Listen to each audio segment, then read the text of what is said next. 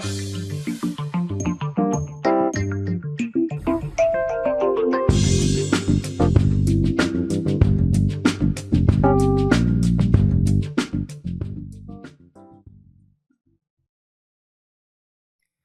welcome everyone to another video brought to you by Chess.com. I am FM Daniel Rensch, and here we go. So today what we're going to do is we're going to start with some of the, I would call them more practical positions, and what I mean by that is that they occur in practice, and I think a lot of their ideas, even if you don't reach these exact positions we're going to look at today, can be applied in practice. Okay, so let's jump right in. What we're looking at here is a position where, although white is actually up 2 pawns, this is a theoretical draw. We're just going to go ahead and tell you the answer right now, that this position is a theoretical draw. And the reason for that is because as long as black controls the A file, he's preventing white's rook from moving out from in front of the pawn. And the only way that white would ever be able to free that would be to bring the king over to at some point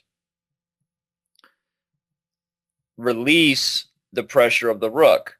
Only one problem with that is that if he ever even gets close, we could start checking him now if we're black, or we can even wait one more move. If he ever even gets close, the checks begin, and the checks can either continue if we choose for them to, or we can go back and get right back in front of the pawn, and we're still preventing white from making progress. Now, the reason why I have this little extra pawn over here on the board is for a good reason. Not even though we started out trying to illustrate the problem with having the pawn on the 7th rank, because the king has nowhere to hide from the checks. And the reason why we have this extra pawn, as I was saying, is that it doesn't even change the situation. One of the interesting things about these positions is that as long as black can maintain his king between the h7 and g7 squares, white has no way to make progress. So let's say he even tried to push this pawn, and let's move our rook, and he continues to try to push and even gets all the way down to the 6th rank. You'll notice that that doesn't change black's defense in the slightest.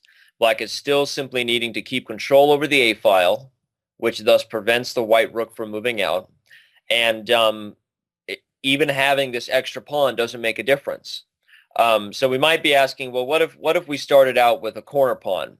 Well, you can probably figure out the answer for yourself that that doesn't really change the position, because a corner pawn doesn't have this. It has the same disadvantages that a knight pawn does, which is that it doesn't force the king away from one of these 2 squares. We're going to get to why the king needs to be away from one of those 2 squares in a second, and you may already know the trick, but you'll notice that even having a corner pawn doesn't change the situation in the slightest either, because black does not have to move away from the 7th rank. We hope you enjoyed this video demo from Chess.com. Subscribe today to finish this video and get unlimited access to our full video library. Your membership also includes access to Chess Mentor, the most advanced interactive training tool available anywhere. You'll also get full access to the Opening Explorer, Tactics Trainer, and much, much more. So sign up today and get serious about improving your game.